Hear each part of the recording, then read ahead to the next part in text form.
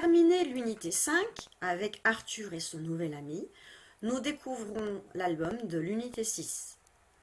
Je te présente la pochette de l'album. L'histoire va s'appeler La plante du bonheur. Tu remarqueras ici qu'il y a un H. On fait comme s'il n'existait pas puisqu'il est tout seul. Donc ça va faire bonheur. La plante du bonheur. Tu peux remarquer que dans cette histoire, nous parlerons d'un petit mulot qui ressemble donc à une petite souris, d'un renard, d'une vache, de la prairie, de la campagne. Si tu ouvres ton fichier de Kimamila, tu pourras constater qu'il y a une image, une photo, avec plusieurs étiquettes. Une colline.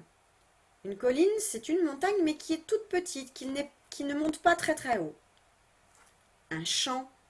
Un champ, c'est un endroit où il y a de la terre et où les agriculteurs plantent des graines pour faire pousser des plantes. Une rivière. Un pont.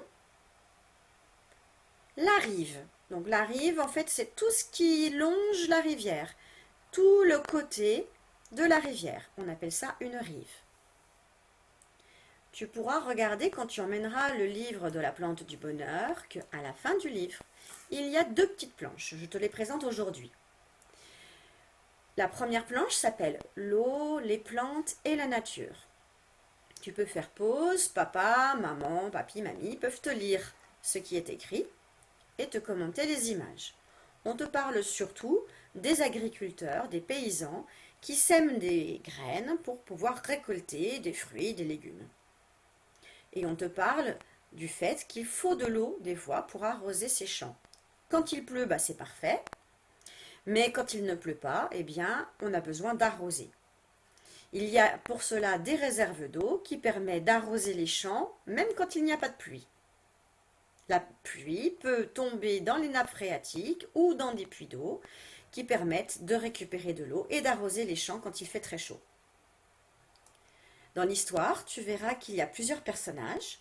Tu peux faire pause et essayer de lire les mots, puisqu'ils sont tous lisibles grâce aux alphas. Tu les as lus? Donc le personnage principal s'appelle Petit Mulot.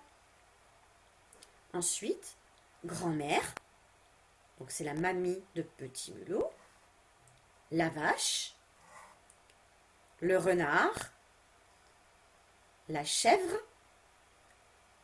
le chamois, la marmotte.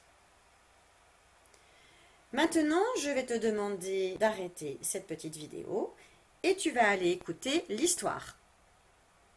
Une fois que tu auras vu l'histoire, papa, maman, mamie pourront te lire les questions qui vont avec l'histoire pour voir si tu as bien compris le premier épisode. Nous avons terminé.